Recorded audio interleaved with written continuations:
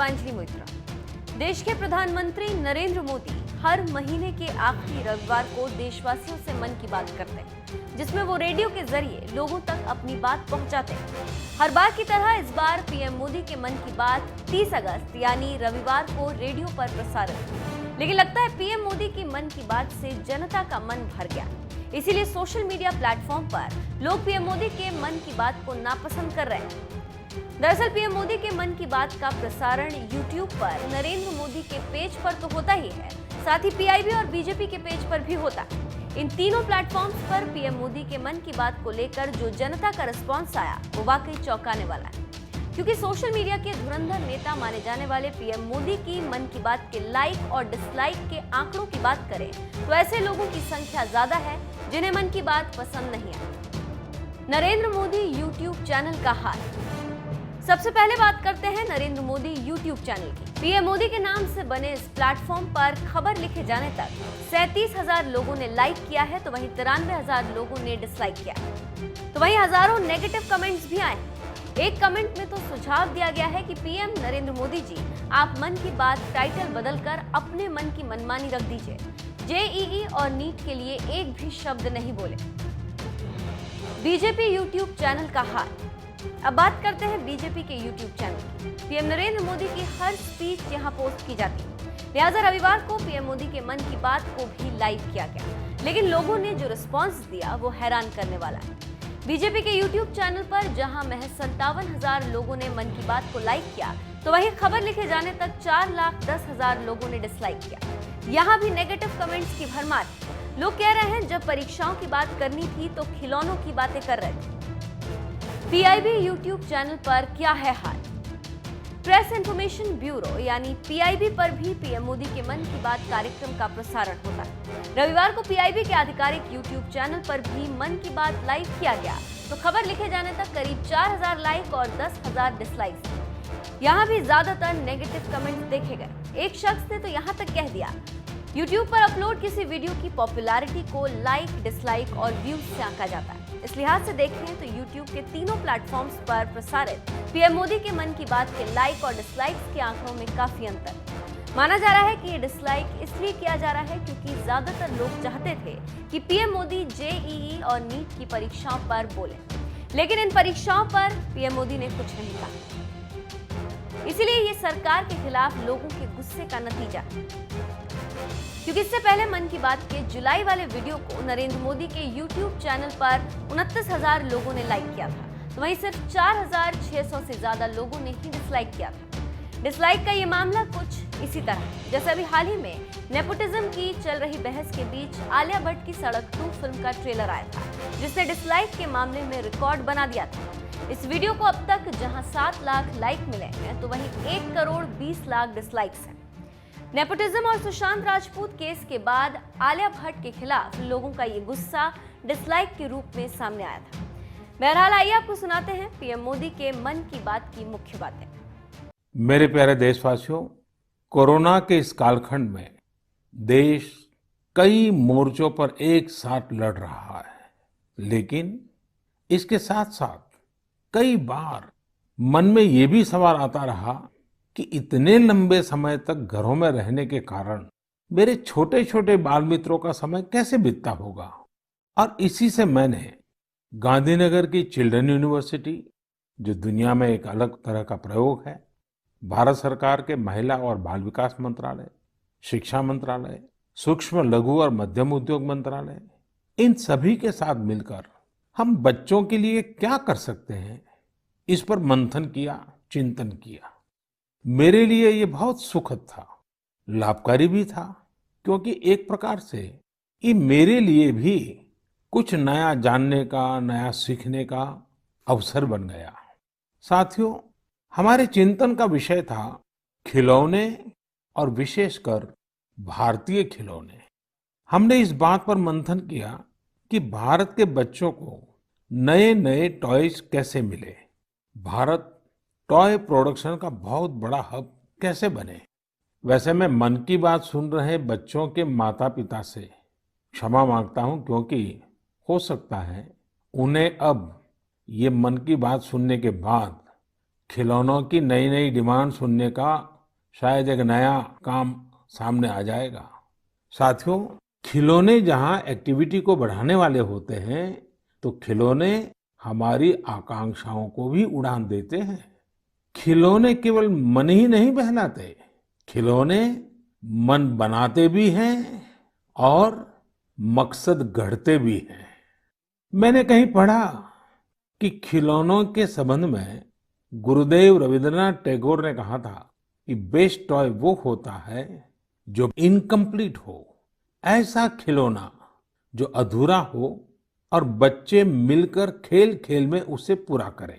गुरुदेव टैगोर ने कहा था कि जब वो छोटे थे तो खुद की कल्पना से घर में मिलने वाले सामानों से ही अपने दोस्तों के साथ अपने खिलौने और खेल बनाया करते थे। लेकिन एक दिन बचपन के उन मौज मस्ती भरे पलों में बड़ों का दखल हो गया। हुआ ये था कि उनका एक साथी एक बड़ा और सुंदर सा विदेशी खिलौना लेकर आ गया।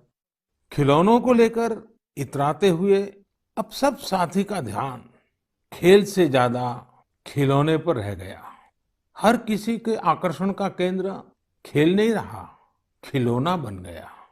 जो बच्चा कल तक सबके साथ खेलता था, सबके साथ रहता था, घुल मिल जाता था, खेल में डूब जाता था, वो अब दूर रहने लगा। एक तरह से बाकी बच्चों से भेद का भाव उसके मन में बैठ गया।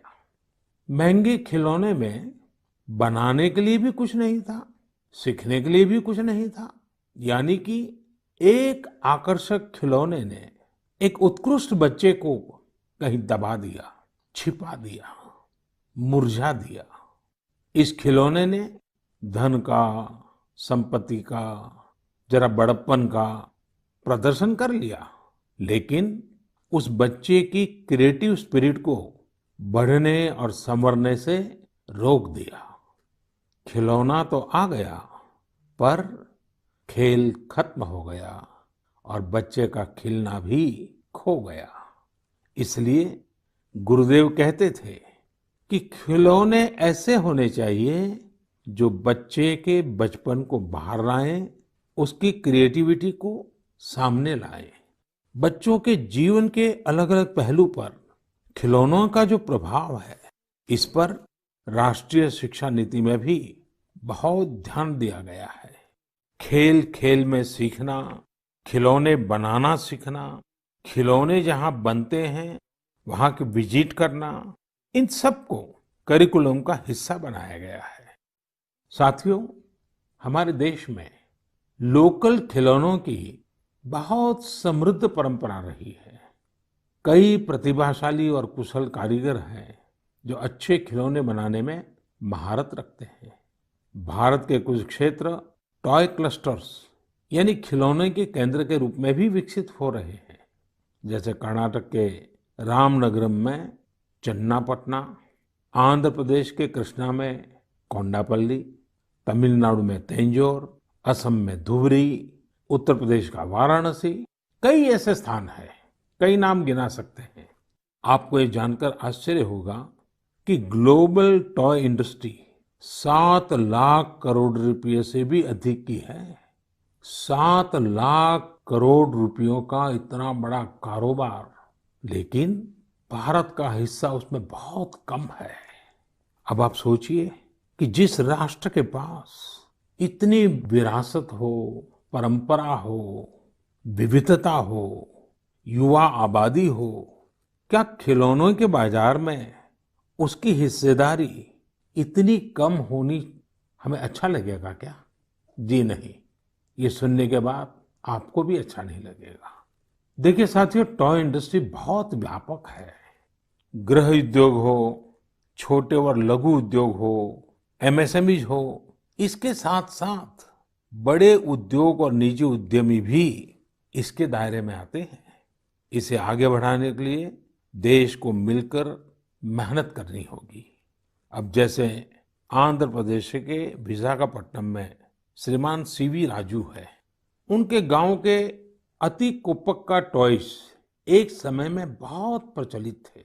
इनकी खासियत ये थी कि खिलौने लकड़ी से बनते थे और दूसरी बात ये कि इन खिलौनों में आपको कहीं कोई एंगल या कोण नहीं मिलता था। ये खिलौने हर तरफ से राउंड होते थे, इसलिए बच्चों को चोट की भी गुंजाइश नहीं होती थी। सीवी राजू ने एतिकोप्पका टॉयज के लिए अब अपने गांव के कारीगरों के साथ मिलकर एक तरह से नया मूवमेंट शुरू कर दिया है। बेहतरीन क्वालिटी के एतिकोप्पका टॉयज बनाकर सीवी राजू ने स्थानीय खिलौनों की खोई हुई गरिमा को वापस ला दिया है। खिलौनों के साथ हम दो चीजें कर सकते हैं। अपने गौरवशाली अतीत को अपने जीवन में फिर से उतार सकते हैं और अपने स्वर्णिम भविष्य को भी संवार सकते हैं। मैं अपने स्टार्टअप मित्रों को, हमारे नए उद्यमियों से कहता हूँ, टीम अप फॉर टॉयज। आइए मिलकर खिलौने बनाएं। अब सभी के लिए लोकल खिलौनों के लिए वोकल होने का समय है। आइए हम अपने युवाओं के लिए कुछ नए प्रकार के अच्छी क्वालिटी वाले खिलौने बनाते हैं। खिलौना वो हो जिसकी मौजूदगी में बचपन खिले भी, खिलखिलाए भी। हम ऐसे खिलौने बनाएं जो पर्यावरण के भी अनुकूल हो। साथियों, इसी तरह अब कंप्यूटर और स्मार्टफोन के इस जमाने में कंप्यूटर गेम्स का भी बहुत ट्रेंड है। ये गेम्स बच्चे भी खेलते हैं, बड़े भी खेलते हैं, लेकिन इनमें भी जितने गेम्स होते हैं उनकी थीम्स भी अधिकतर बाहर की ही होती है। हमारे देश में इतने आइडियाज हैं, इतने कंसेप्ट्स हैं, बहुत समृद्ध हमारा इतिहास रहा है कि हाँ, हम उन पर गेम्स बना सकते हैं। मैं देश के युवा टैलेंट से कहता हूँ, आप भारत में भी गेम्स बनाइए और भारत के भी गेम्स बनाइए। कहा भी जाता है, लेट द गेम्स बिगिन। तो चलो खेल शुरू करते हैं। साथियों, आत्मनिर्भर भारत अभियान में वर्चुअल गेम्स हो, टॉयज का सेक्टर हो, सबने बहुत महत्वपूर्ण भूमिका निभानी है और ये अवसर भी है। जब आज से 100 वर्ष पहले असहयोग आंदोलन शुरू हुआ तो गांधी जी ने लिखा था कि असहयोग आंदोलन देशवासियों में आत्मसम्मान और अपनी शक्ति का बोध कराने का एक प्रयास है। आज जब हम देश को आत्मनिर्भर बनाने का प्रयास कर रहे हैं तो हमें पूरे आत्मविश्वास के साथ आगे बढ़ना है। हर क्षेत्र में देश को आत्मनिर्भर बनाना है। असहयोग आंदोलन के रूप में जो बीज बोया गया था उसे अब आत्मनिर्भर भारत के वटवृक्ष में परिवर्तित करना हम सबका दायित्व है।